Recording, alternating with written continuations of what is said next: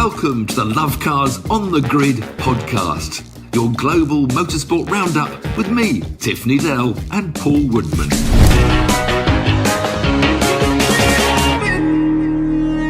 Welcome to Lovecars on the Grid, your global motorsport podcast roundup. We could barely contain ourselves because it was one of the most entertaining, if not the most entertaining Grand Prix races of the season. We'll come on to that in a minute. Of course, it's all dominated by Red Bull. Tiff, you might disagree with that. No, dominated by George Russell, I think. We'll agree. We'll come on to that in a moment, because first we want to pay our deepest condolences and respects to, well, you can say more than me, Tiff, but Simon Arron was... Simon Arron, yeah.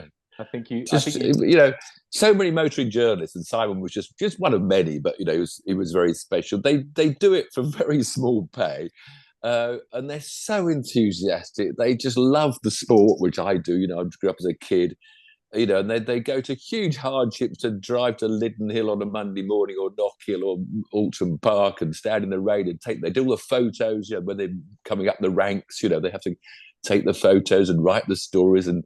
They're real. They're almost like British Marshals journalists. Our sport couldn't live without them. And Simon was such a lovely guy and so gentle and so enthusiastic about his sport he loved. And I think it's so much, when we go to tracks we love, like Spa, it's that sort of the fact they love being a journalist. It comes through in their writing. When Absolutely. We go to older tracks, we love going to the places that were famous. We don't love going to these new tracks so much because they haven't got that pedigree and that history. So. Yeah, it's sad, Simon, just 61 years old and passed away last week and had an illness. So he'll be much missed, and he was a beautiful man. Yeah, good. Lovely words as well. Thank you very much, Tiff. And you're right. So we are going to head to Sao Paolo for the Brazilian Grand Prix. And you're right, it wasn't about Red Bull, although they did sadly steal their headlines, and we didn't want them to steal any headlines.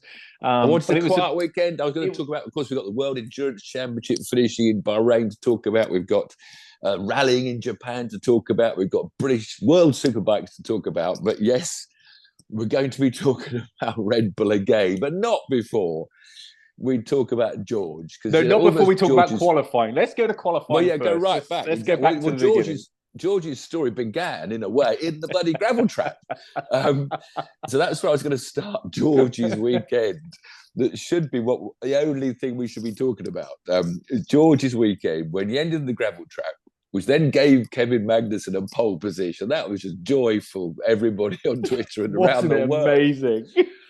Such I don't think he's the most brilliant driver. K-Mag is a very, very, very good racing driver, but probably not a Schumacher or a Hamilton. The way he reacted, couldn't believe it. And it was just such a lovely moment that motorsport occasionally has, when conditions are a bit dodgy and there's a shower of rain and you get your tactics right, you get out right, and you drive a brilliant lap. You never was concentrating on, he had the best track. Carlos Sainz wasn't that far behind him, and couldn't match his time, So Kevin still put together a brilliantly driven lap. Yes, he had slightly better conditions because the drizzle, he had slightly less, but yeah, it was just joyful. And then to see him knocked out by Ricciardo on the first lap of the race was such a disappointment. He drove a great sprint race, obviously dropping back. He couldn't stay out front. It was a brilliant sprint race, with George overtaking Max, and it was a really great. Well, let's just go back one step to qualifying, because qualifying was quite interesting. There's the few little stats there. One was, of course, Magnussen finishing pole, which is just incredible. But then, when has it ever happened before where your other driver that's right, finished 20th without a penalty? That is just incredible. So Schumacher 20th. So they were sandwiched between the field. And then, of course, Ferrari. Let me just remind you of Ferrari as well, sending Charles Leclerc out, the only person in the whole of the field on inters, where everybody else is on soft tyres. And earlier on in one of the qualifying sessions, he was in the pits with no front wheels on and about 6 tyres and wheels standing in the pit lane, and which ones that Ferrari still continue to shoot themselves in the feet. They really do. But it was a fantastic sprint race. It was really exciting, and I'm glad Magnussen actually led for a little bit as well. To lead the Grand Prix is something special. And then we had a Ferrari and a Mercedes and a Red Bull battling out front. This is what he dreamed of when this season began, and it's right until the penultimate round that we finally had 3 manufacturers. This is the great dream. 6 potential winners, all racing each other, and it was a brilliant sprint race. It was. And of course, George came along for his first ever maiden victory, although it wasn't a proper victory. He had to wait until the next day for that. And he certainly did that in some spectacular style. Well, of course, ending in the gravel was a bit embarrassing. Amazing how he broke his headrest with a battery when he went through the gravel trap. But then, it was a clean start to the race.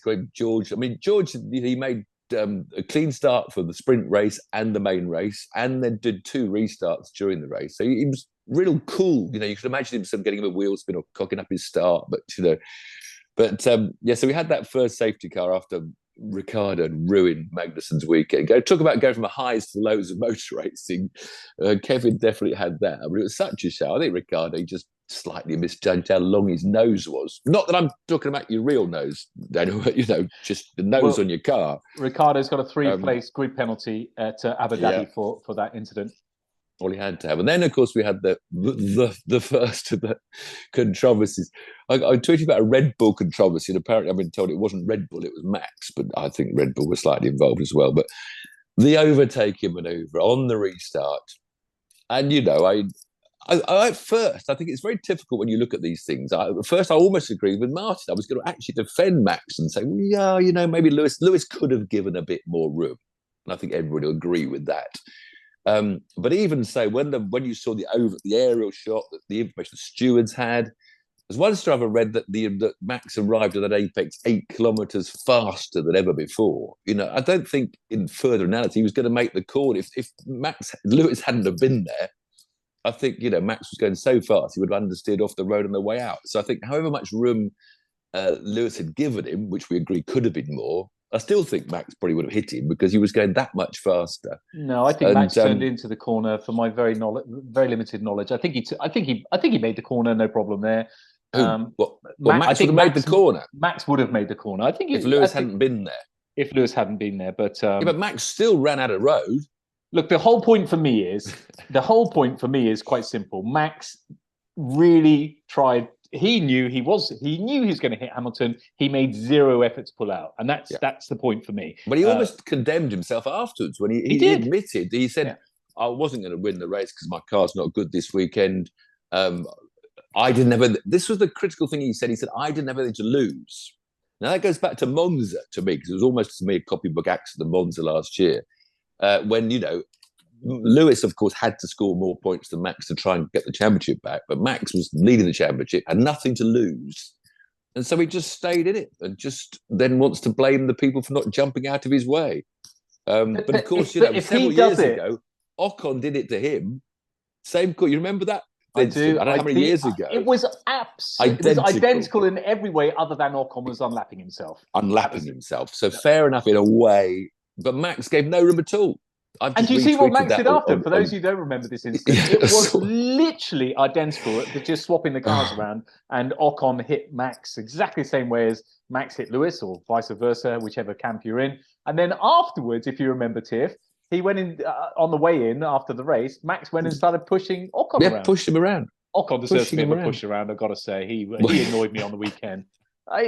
Team orders. We'll come on to that in a moment. But with Max, we're trying not to be biased here. All you people that troll me on Twitter because I'm a biased Englishman. We're just trying to look at the facts. The stewards had all the facts. The stewards gave Max the penalty. Yes, we all agreed Lewis probably could have given more room, but I still think there may well have been a clash. But on the aerial shot of this, they came down the hill. Lewis was half a car length ahead coming down the hill to the apex. But, Max said he knew he was going to close the gap, but he had nothing to lose. That attitude is awful. I mean, look, he reminds me so much of Senna. He's ice cold. He is so selfish. He's only out for himself, as we'll find out a little bit later on when we discuss the next episode. Because the race then turned out to be a very good race. It was brilliant. We had poor old Lando, who's been ill all weekend, breaking down. And again, I'm beginning to think now, I think I said this last week, we're going to give up on virtual safety cars. Let's go full USA. As soon as there's a single yellow flag, go full course yellow. Because, I mean, there were 3 marshals trying to push the car out of the way under virtual safety car. It seemed to be moving, but it doesn't have enough muscle. We'll get 3 more marshals. You're under virtual safety car. But no, full course yellow, which, of course, helped Fernando Alonso, one other star that might have been forgotten with George out front, having a hell of a drive, as he always does. He got some fresh red tyres on, and he was one of the few drivers that could make an advantage of the virtual safety car. Can I remind you that Alonso started 17th and finished above both Red Bulls in 5th place? Another amazing drive. It's a bit like Ricardo in Mexico. If you do get that tyre advantage at the end, you look so spectacular. If you are the only one, on the softer, quicker tyre, and everybody else is sort of nursing their older tyres towards the finish. But if there's a big but, if you're at a circuit that you can overtake, because at Monaco it make no difference at all. So, no. For example, Monaco. Don't mention Monaco. I haven't got this. There we go. No, we're coming later. Thickens. Let's finish. Brilliant. Because after that second safety car, because of Lando breaking down, I thought, this has done it for George. George had done such a perfect race. I thought Lewis is going to have the DRS, and Lewis, he wants to win. Lewis, I don't think he would care about George. He's won a Grand Prix every season he's raced in Formula One, so I'm sure he'd love to have kept that record intact. I don't think he was going to give George anything. And that even longer record of since 1997, either Michael Schumacher or Lewis Hamilton have won a race since 1997. All the way back. Season. So I'm still hoping Lewis pulls it out the bag in Abu Dhabi, Tiff, to keep these records. The trouble was the DRS thing, it made all I was watching for those last 12 laps was that 1.01, 1.3, 1.2. I was just glued to the gap because, he did such a good restart, George, and then just kept. He used to come down to 1.01, didn't it, at the end of the pit straight? He was brilliant. He was the Iceman. Absolutely. You got 7-time world champion behind you. 8-time if you include Abu Dhabi last. No, I'm joking. He's 7-time world champion, but he was the Iceman. And then, of course, behind them, with Lewis there, it was just a brilliant, very tense last dozen laps. So behind those two, all these team orders were now coming out. Leclerc saying, "Let me buy. I need to get, second in the championship." But of course, Carlos was heading for a podium, and I think Ferrari, one of the correct decisions they've made, to make him lose a podium when he was quite a long way behind Leclerc. So he wanted points to finish second. And of course, Red Bull wanted points for Checo Perez to finish second.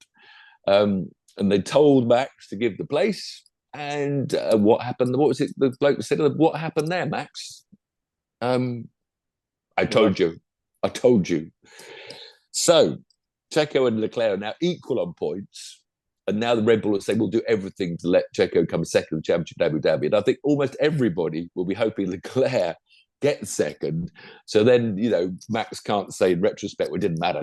Checo still got second in the points. So I think we're all going to be cheering for Charles to get second to show that Max's selfishness, cost Perez that second place in the Drivers' Championship. Well, I think we'll be cheering for Ferrari, not necessarily Charles, because I think Checo's quite liked all over the world. And there was a lot of empathy for him. I don't want to I feel sorry to I know what you mean. punish exactly Checo, but I just think so Max can't say absolutely. It didn't matter anyway, Checo came second. But I'm not being biased. I'm not being biased here, by the way, trolls. I'm not being biased. No, you're not. We're speaking our word. We're having some fun. We're speaking our word. But Christian Horner, we are jumping around quite a lot here, but Christian Horner afterwards, who's now talking to Sky Sports again, great, well done, because I knew he couldn't resist, but and then he said, "We are a team. We race as a team." This was literally 5 minutes after the They just haven't raced as a team. They haven't raced as a team. You don't race. We'll do everything to help Checo. Well, you haven't just done, Max. Max was saying after the debrief, Max was saying, "We will do everything to help Checo finish second in the championship." But then I've been reading about this thing, which I hadn't heard at all about. Monte Carlo. It goes back to Monaco. Now, I've said that Perez only won Monaco Grand Prix because he crashed having finished his qualifying lap. But I never thought there was anyone who implied that it was a deliberate spin, a la the famous Schumacher doing it at Rascasse, all those years ago. And Rosberg going down the escape road, another Monaco, having just got pole incident. I never thought there was anyone thinking Checo had spun it on purpose. But then apparently, I don't know, Max believes he did, and there is a bit of a grunge that, Checo had deprived Max of what would have been a Monaco Grand Prix win. But I don't know. That's a real rumour. It's a Belgian journalist. It's a Belgian journalist that's come up with, Dutch journalists has come up with this, which. But I think that's a very minor sub-story. I think we've got enough. There's enough to talk about. Poor old Max, and I say poor old Max because I don't think he cares less. But He's lost a lot of respect from a lot of his avid supporters. There's quite a few online. Twitters saying I was a Max fan, but finally I've seen, and it's just gone back to where we started 3 years ago, the way he overtook and dived up and hit people. But it's only with Lewis, and goodness knows what's going to happen next year. What is going to happen again next year when you've got 6 competitive cars and you've got Lewis back in the mix with Max? Because surely it's going to be every race, because Max will not give up to Lewis. He yields with Charles, he yields with Carlos, he yields with George, but he does not. We haven't seen that sort of opportunity to dive. I think because he made George go around the outside in the sprint race. And that was very fair, and it worked very, because Max kept on getting back into the lead. Into that third turn, fourth turn, it was that very fast left-hander at the end of the second straight. One thing we all rave about Brazil as a great racetrack, which it has turned out to be. I just want to point out a lot of that. And I think, again, what Abu Dhabi works in a way is that it's the 2 DRSs with 1 corner in between. That is the design. Other circuits where we've seen good races, that is the design that makes. So 1 straight, you catch up to the gearbox using your DRS. Then you only got 1 corner for you to drop back. And then you've got another DRS and you're only a few car lengths behind. And that is the simplest. If you're going to be stuck with DRS, as we obviously now appear to be forever, that is what you need. Because as soon as you've got a DRS zone and then lots of corners before the next one, you simply fall back again and use the DRS to catch up again. So although Sao Paolo is a fabulous historic circuit, lovely adverse cambers and, history and 2 long straights, it is that consecutive DRS zones that make for these overtakings and help it happen. So all circuits must now have 2 DRS zones. That's why I went a bit silly in Sao, right at the beginning of the year with Leclerc and Verstappen. You remember when they were holding it back to not give DRS? Yes. And that's because I think they had 3 DRSs in consecutive zones down that back widdly section, which is why they got to the last corner before the maiden straight. They were always, right on their gearbox. So you can overdo it. So other outstanding drives, we mentioned Alonso from 17th to 5th. And Charles Leclerc was 18th and finished 4th as well. So Mick Schumacher. Now, we've said, embarrassing. He was slowest in Q3. And again, he had another good race, because still he's trying to get that seat in Haas, and Hulkenberg's the only other choice. Who's going to get the seat? I know. So sometimes I think, when he qualified like that's it, Mick, you're out. You've lost the Haas seat. And then he has a good, solid race. He's, maybe Mick, we should give you another year. But I don't know. I think I'd rather have Mick than Hulk. If that's the only 2 choices, I think it's back. Going back to Hulk is not a good idea. Not taking anything away from Hulk, because he did put in a solid lap when others had the opportunity as well. But it was pure fluke. It was pure fluke because the rain came down, and clearly you can't set a faster lap. But Alonso, Ocon, I didn't reanalyze the first corner, turn 4, when Alonso was out on the curbs and came back on and hit Ocon. I didn't see whether Ocon really pushed Alonso there. Was it another Fernando being overambitious, trying to go around the outside? Trying to go around the outside there, and you put yourself into jeopardy, and but then that was totally Fernando's own fault. Yeah, it's Alonso. Totally. And he's moaning on the radio, Ocon's weaved and broken my wing, when he'd done it himself. I'm sorry, Ocon, but I'm not a fan. I just don't like this. But did you see this turn 4? I meant to try and look at the video and rewind, but I did see it. It was Ocon's fault. Was it? You just said you're biased. The trouble with you on this Lovecars on the Grid, you're all biased. Fernando, Ocon was defending from someone else. I think it was like 3 wide going into that turn 4, wasn't it? And, Fernando elected to go around the outside of his known to not give him much room teammate. This is the great thing about this wonderful world we live in now. We all have an opinion, and they're not typically right many times. But talk about this British bias. I was a Nelson Piquet fan against Nigel Mansell. I've been a Rosberg fan, because I raced with Piquet in Formula 3. And he was a lovely bloke then. He's upset his people now, said some silly things. But, I was a Keke Rosberg fan, I was a Gilles Villeneuve fan, Alan Jones fan. And this fact that was so British biased just because we happened to have 2 of the best drivers, 2 of the top 6 drivers. I think anyone that doesn't support their own nation, when you have a choice, you always, if you've got a football World Cup, you'll tend to support the English team, or, in tennis, is probably the best driver in the world at the moment. Yeah. But obviously... But if I have to choose between a Dutch driver and an English driver, I'll probably pick the English driver because I'm English. But hang on, Red Bull or a British team, Tiff. Why don't you support Red Bull? Yeah. There you go. Right, let's get back to Ocon because more team orders, and the team orders were Ocon, let Alonso pass. He's on a different strategy to you. He's got better tyres than you. Let him pass. And he would not have it. He basically said, he did. No, he did. Yes, no. I agree with Ocon. He had Vettel in front of him that he thought he was quicker than, right? So if he'd let Alonso by straight away, he would have got gap to Vettel. So he said, all I want to do is get Vettel first, then I'll let Alonso go. And he got Vettel quite quickly, and then he let Alonso by. So he did what he said he would do. He just didn't want to do it immediately. That was all he was saying. Let me have a go at Vettel, then Alonso can go by. But a team order is a team order. If they say let him go immediately, maybe Alonso would have caught up he debated Charles and got fourth place instead of fifth. A team order is a team order, isn't it? I'm a bit of an Ocon fan. I don't know why. I thought Ocon outdid Perez. That's why all go back. The Pink Panthers get hitting each other.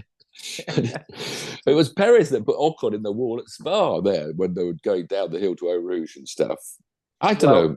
He's not much loved, but I think that's because people love Fernando so much, as we all do, So we're all a bit biased against Ocon because we love Fernando. But so next year with Gasly is going to be interesting. I think that's going to be very interesting.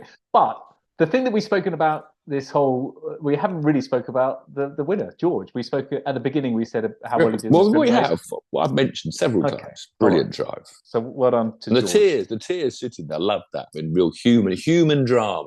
When he sat, it was that great interview. They were interviewing Sainz, weren't they, for third place? And in between the interview, he was sitting, on the bed, and then someone went to the close, the tears in his eyes. It was just a magical moment in motorsport. And on the podium, he was tears again, and magnificent. I mean, and I think the fact they beat Lewis pretty much in a head-to-head, because they were head-to-head, they had the same tyres, and a restart with Lewis Hamilton right behind you. I think that probably made it, an even greater win. Well, I agree with you because I thought Lewis was going to smoke him. I was really happy for the safety. I wanted him to get that record. I really did. But you're biased towards Lewis. You're biased towards Lewis. Yeah, I am. I don't care. So we move on to Abu Dhabi, and not much to play for this second place where everyone's going to be waving the red Ferrari flags. Seb's last race, of course. So it's going to be maybe Ricciardo's last place. It's a shame that Ricciardo I think it's a shame. He sort of said, I think I've got more time in Formula One. I'm not going to look at IndyCar or World Sports Cars because I'm going to come back. My Formula One career isn't over. I want to be a reserve driver for Mercedes or someone. And so because it's not, according to him, his last Grand Prix, we're not celebrating his magnificent career. He's brilliant, the fun he's brought us, his humour, his driving, his overtaking skills. And it's always nice when someone leaves knowing they're leaving. I mean, he could say I'm retiring definitely and then come back in 2 years' time, like Hulkenberg does or something, or Lauda did. And famously, people, you can come back, really, but announce this is my last Grand Prix. And then we can all celebrate a magnificent career along with Vettel. There'll be two of them. The 1-2, we could celebrate the 2-1 or the 1-2-1, 2-1. Was it 2-1 or 1-2? I can't remember now. Yeah, I don't know. But, so we could put them together at Abu Dhabi, having they both retired, and they could relive the 1-2, 2-1. He is a brilliant character, and he always has been one of the most likable characters on the grid. But who else is going? Of course, we're losing Latifi. It's his last Grand Prix, and I'm pretty sure that will be forever. I think he's going to be missed, with the greatest respect to Latifi.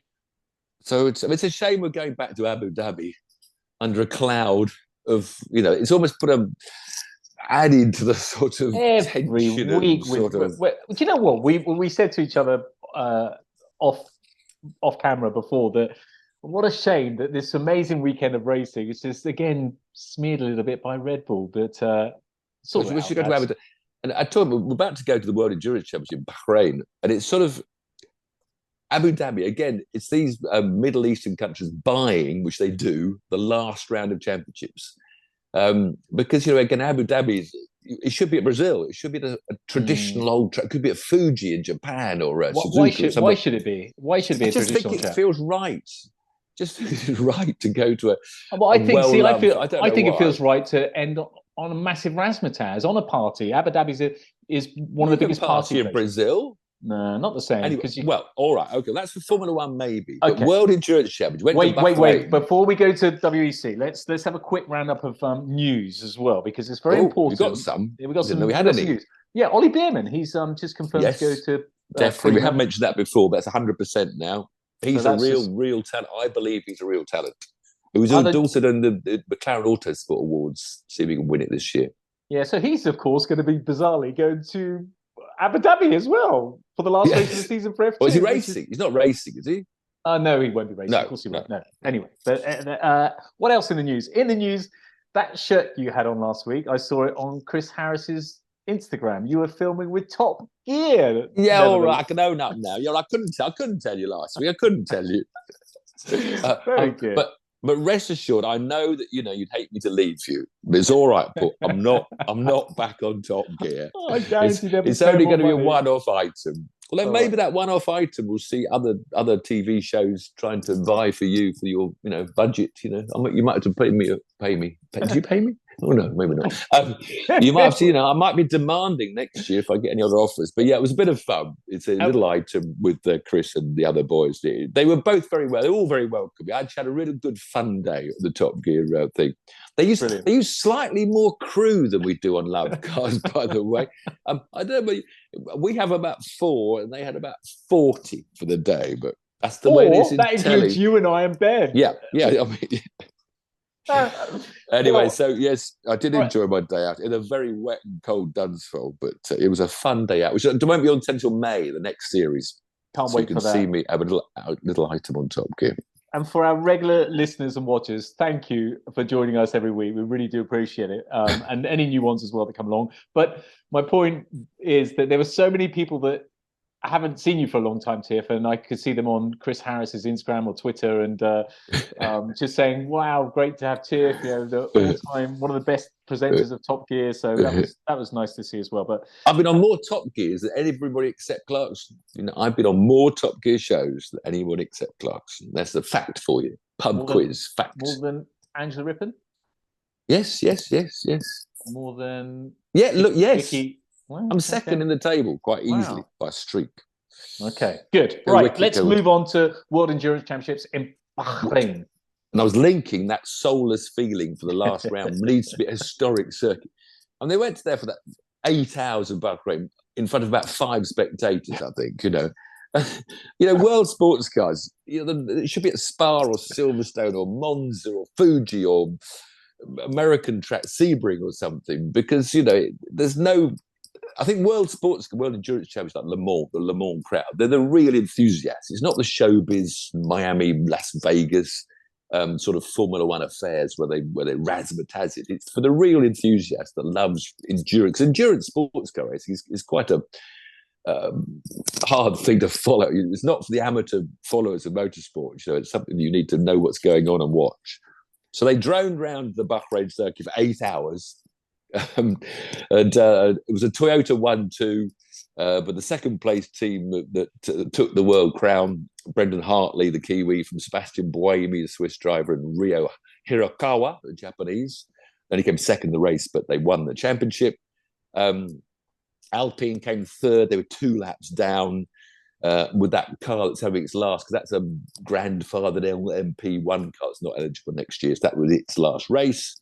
The 2 Peugeots finished 4th. One was 4th, 6 laps down, and the other one retired. So not much excitement in 8 hours. So just the other championships were run. The British Jota team took the LMP2 crown with the Portuguese driver Antonio Felix da Costa and Mexican Roberto Gonzalez, partnered by Britain's Will Stevens. So Will Stevens, who's moving up, I don't know which team he's with. He might with Porsche. I think he might have an LMP1, hypercar drive next year, hopefully. GTE Ferrari, another British winner, James Collado, held on to their Ferrari, their GTE title, partnered by Alessandro Piaguidi. Another British team won the GT AM TF Sport with their Aston Martin, took the GTE AM title for the American driver Ben Keating and the Dane Marco Sorensen. So congratulations to all of them. Lots of Brits there. And although this year's been a bit of a damp squib with just the 2 Toyotas and the 2 Peugeots, which came in halfway through the year. Next year, I do think It's going to be exciting. Is good because we've got joining Toyota and Peugeot at Sebring in March, 1,000 miles. We got Ferrari, Porsche, and Cadillac coming in. So that's 3 new serious manufacturers. Then in 2024, also coming is going to be BMW, Lamborghini, and Alpine coming back with a proper hypercar. So that's going to be how many? I can't count that. 1, 2, 3, 4, 5, 6, 7, 8 manufacturers in 2024. So I think that's going to be Le Mans is going to be epic. Not sure about Glickenhaus. Glickenhaus, that wonderful-looking car with his crazy American running it himself. They won 1 round, didn't they? He's got a problem. Nice crazy, by the way. Let me just qualify. Nice crazy. He's got a problem because the American series, the IMSA series, won't let him race because their rules, you have to be a manufacturer that builds 2,500 cars a year. So Glickenhaus isn't allowed to race in America, and I'm not sure he's got the money to the World Championship. So big question mark over what's happened to Glickenhaus. Also might join is the By Coles team that have bought the Van Wall name, which of course was the first manufacturer to do what? Paul? Go on. Paul? Yeah. Your history's bad. Win the World Formula One Constructors' Championship. First year, 1958, was the first year of the World Constructors' Championship as opposed to drivers that started in 1950. So he's bought the Van Wall name, but he's still trying to get his car eligible to qualify. So looking forward to sports car racing. I think it's going to be great again. So Ryan Cullen, our old mate, was with Vector Sport over. How did Ryan get on? Not very good. Yeah.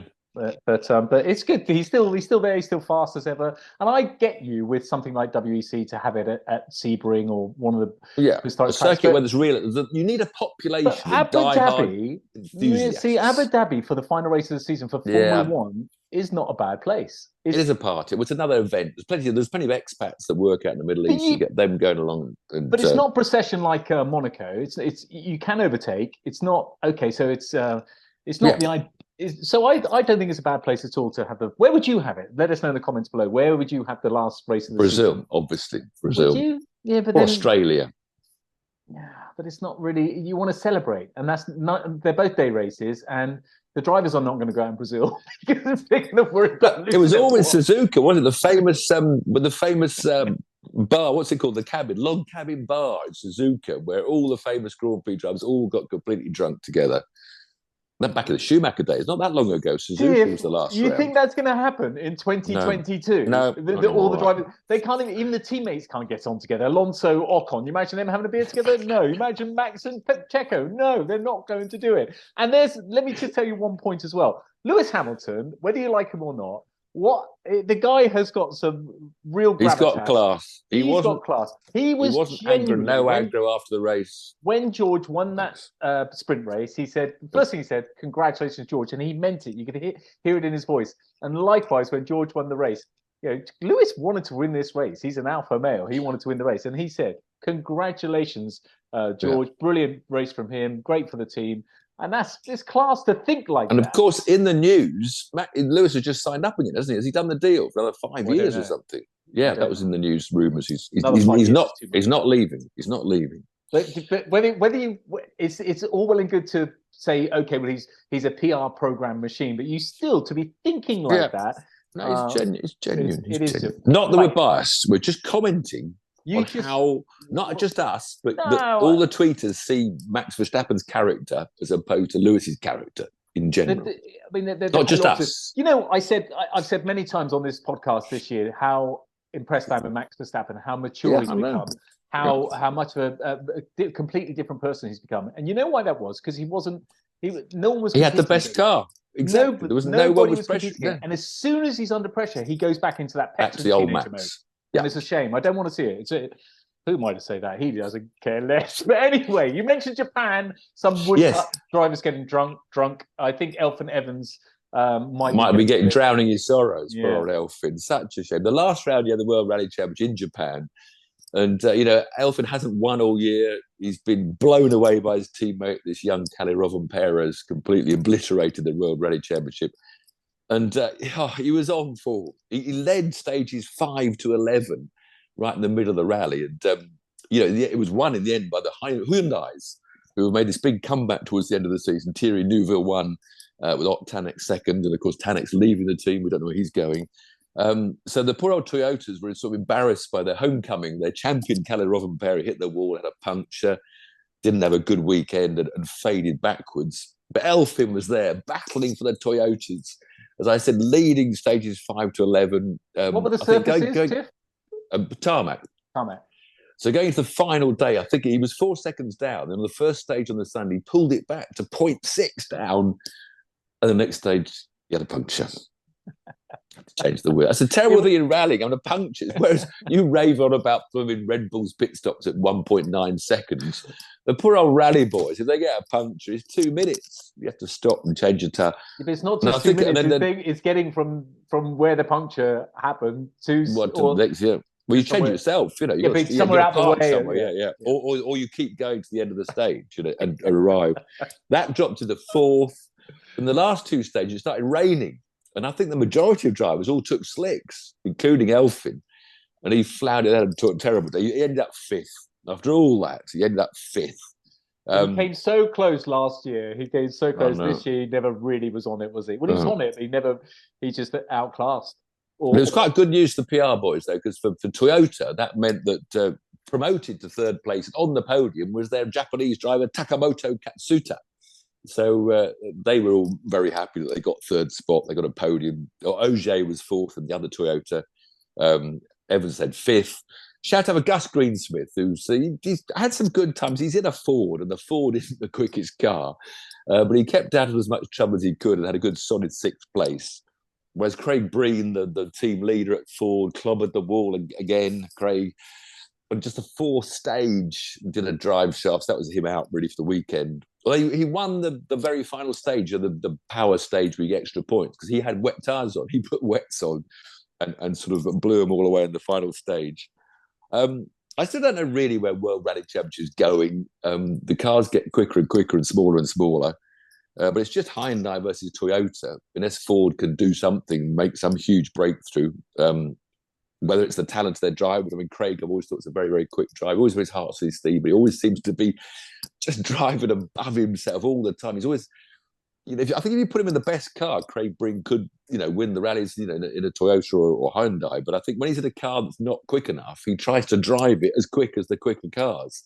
And for a while, he's there. He's up in the top 3, but he's hanging on. He's edging it too near the edge.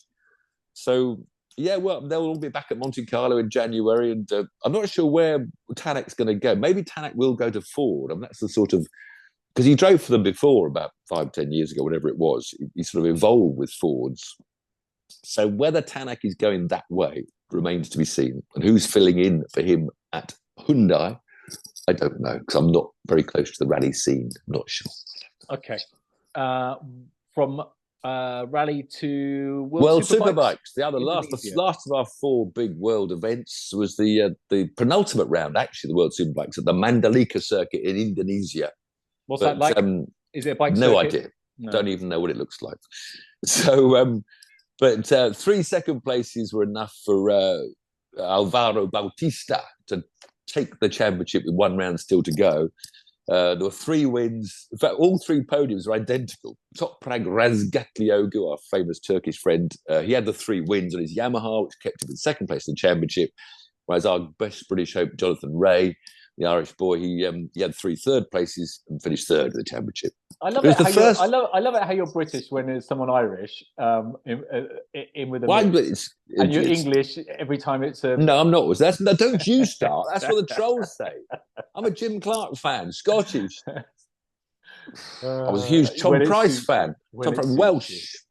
John Watson, Northern Ireland. Who's the other Scottish driver? Very famous. Still alive now. John McPhee. John McPhee is our best Scottish. Jackie Stewart. Scottish Jackie Stewart. Yeah. But just that was the first Ducati championship, and of course Ducati now have got the MotoGP title, which they won last weekend, and the World Superbike. That's their first World Superbike win since 2011. So Ducati are having a great year. And that was the roundup. So we've only got them. The only thing next weekend is the last round of World Superbikes on that wonderful Phillip Island track in Australia, which is still spectacular. But it's not easily accessible on television, the World Superbikes. I'm not sure where they hide. And of course, Abu Dhabi, where Abu Dhabi, in fact, forget all the Red Bull, forget everything about who's going to come second in the World Championship. The most important thing happening in Abu Dhabi is F2, Logan Sargent super license, getting that bloody super license. Oh, it's ridiculous. If he gets taken out in the first corner, shame on you, FIA. Shame on you. Don't make special dispensation. I mean, at the moment, he's only got to finish. He's got. There's still. I mean, the points were coming out when they were doing the Formula 2 build up of the Williams, because he did the FP1. He had to do 26 laps around in the FP1 or FP2 as it was, which was on the Saturday morning, because FP1, confusing. And that got him 2 more points, I think. And then if he's been a good driver all year, he gets 2 more points. That might include being a good driver still in Abu Dhabi. I'm not quite sure. Anyway, he has to finish, they said, between 6th or 7th to get enough points. There are 4 drivers within 12 points of him. So if he gets wiped out by some idiot at turn 1, he could get dumped to 7th in the championship and then not be allowed to take up his Williams Grand Prix seat. I wonder how much jealousy there is. I wonder on that FP2. It's going to take you out. Oh, there's probably somebody took out at a Formula 3 race 2 years ago who's got a grudge. Be like NASCAR, where they hold grudges and they wait and they wait and they wait. And then when they want to get the grudge. But I mean, if there's no dispensation to allow him, if he doesn't get the FIA, sorted out, FIA. Well, it's the fact that they're still having to go to this last race 6 weeks after their penultimate round of Williams Monza, because Abu Dhabi had paid the FIA to run a Formula 2 race. Abu Dhabi's not a bad place for it to end, but F2 maybe shouldn't be ending there. Certainly shouldn't be ending not with a 6 6, but also no, I agree. They need to. All the Formula 2 drivers have got to look to where they're going to be next year. This is the middle of November. They've got to find sponsors. They've got to see where they're going to be, see who's in what teams. Absolutely. It's too late. Right. Finally, are you British or English, Tiff? Remind me. I'm English, but I have a British passport and now a UK passport. I always don't like that. When you have to check your country and all those, you have to put UK. Yeah. I'm a UK. Okay, well, a nationality UK. Yeah, it is, because United Kingdom of including Northern Ireland as well. So, but for English sports fans all over the world, congratulations to our unbelievable cricket team. One white ball cricket. We are kings of the world at the moment. We're current holders of the. One day, 50 overs and 20, just beat Pakistan on Sunday. Yesterday. Bad luck to the British tennis girls, ladies, women. There's lots of bad luck. Who went out. English and the Red Roses. Red Rose, 30, the lady girls, they had the 30 consecutive games in a row and they lost. And the English rugby league team had Saturday was an English disaster, English and British for the tennis, whereas Sunday was an English and British wonderful day. So for sports fans, but we mustn't forget motor racing. And on that note, see you next week. Thanks for joining. Cheers, everyone. Cheers. Trolls start trolling. Twitter, Tiff_TV. I'm ready for you. Oh, what are you doing about your blue tick, son? That's going to go as well. You're not paying Nobody's sent me a bill yet. Nobody's asked me to pay anything yet. So we only just got them. They're going. I'm not paying for mine. No way. Cheers. Cheerio. It's not a blue tick. It's a white tick in a blue box. Blue check. Bye. Bye.